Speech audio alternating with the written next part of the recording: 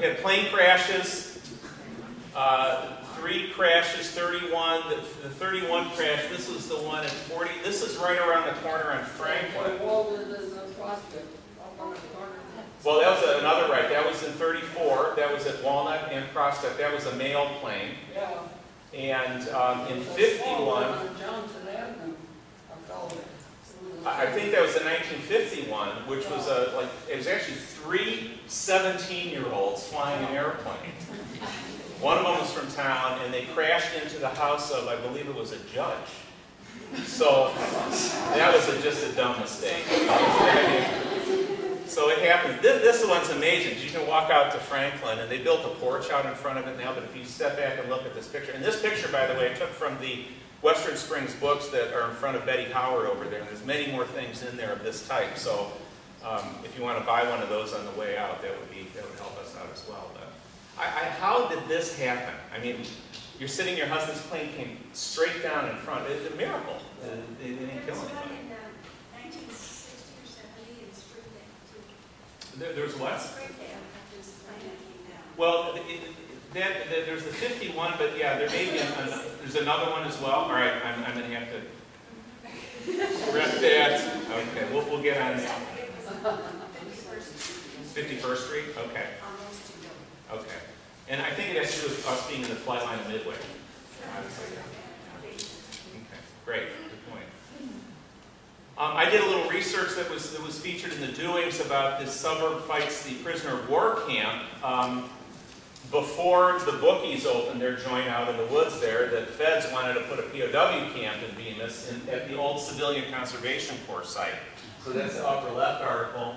Never happened. The town actually voted to allow it. They weren't going to oppose it because actually people felt sorry, I think, for these poor men that were so far from home. They said, well, you know, they have to go somewhere. So they did not oppose the camp, but the county eventually voted no. And that was the end of that. So the German POWs never came to town here. However, we sent one of our guys over there, Lieutenant Ulrich, and the Ulrich family, if anyone, I don't know if anyone knows that name, but you do. Okay, a lot of, yeah, there's a lot of them. Really? You want to come up here? You want to do this? Okay. No, that's interesting because there's a number of these Ulrich. Yeah, and this man, Norman, actually was released at the end of the war. I believe he served 11 months in Germany.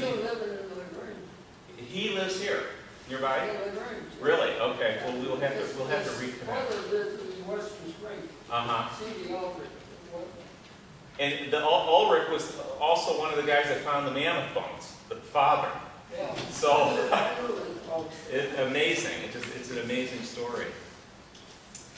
Okay, we're moving into the more modern time. Is it better to run or hide? If nuclear war came to Chicago, the command center's in Western Springs. They actually built the village hall with enough depth and concrete surrounding to become a command center for the city of Chicago folks to come out here and be safe, well, from nuclear attack. So I actually called over there, and they did confirm that it is actually very safe for that purpose. So keep that thought in mind. Let's see, we're wrapping things up. Of course, in 1973, the Rolling Stones came to Western Springs. Anyone know what I'm talking about? Western Springs, New Zealand. Right. Western Springs, there's a town called Western Springs in New Zealand, so we missed out on that one. That would have been cool. On the day that our family moved here from Chicago, the lightning struck the water tower, and I think that's a picture of John Dillon climbing up to the top there. What's that? Yeah, we were too petrified. I mean, the lights went out. We had, couldn't find our flashlights. I mean, it was pandemonium. So we survived that one. So where all this stuff is and more is over in the Grand Avenue building. And what we have over there now is binders and drawers and, just all kinds of stuff. It's actually pretty well organized, very well organized. It's neat, it's orderly, we can find everything. What we're trying to do, though, is make it more accessible to the general public.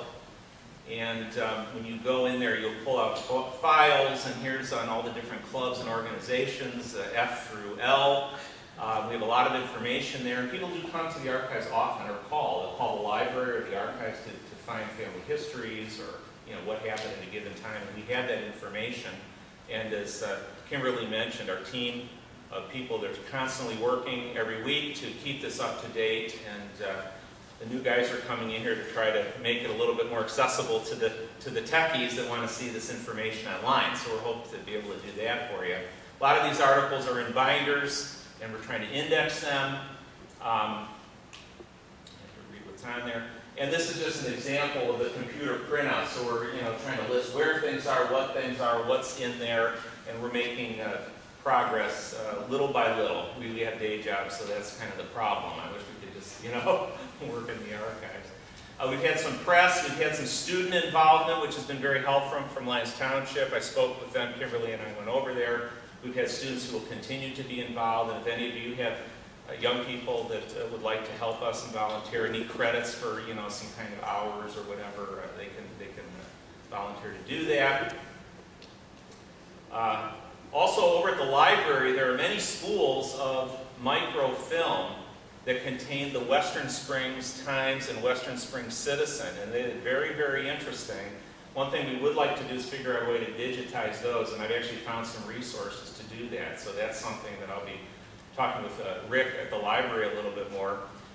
Pete Karras needs more to do because he spends a lot of time in these spools, reading through there, and he came up with this article that was in the 1928 Western Springs Citizen newspaper. It says, "Now all together, folks, rah, rah, rah for Western Springs." So we'd like to do that before I conclude. Pete, do you want to stand up? He used to be the president. And so I think it'd be fitting if he leads us in a cheer for Western Springs. Are we ready? 1, 2, 3. Rah, rah, rah!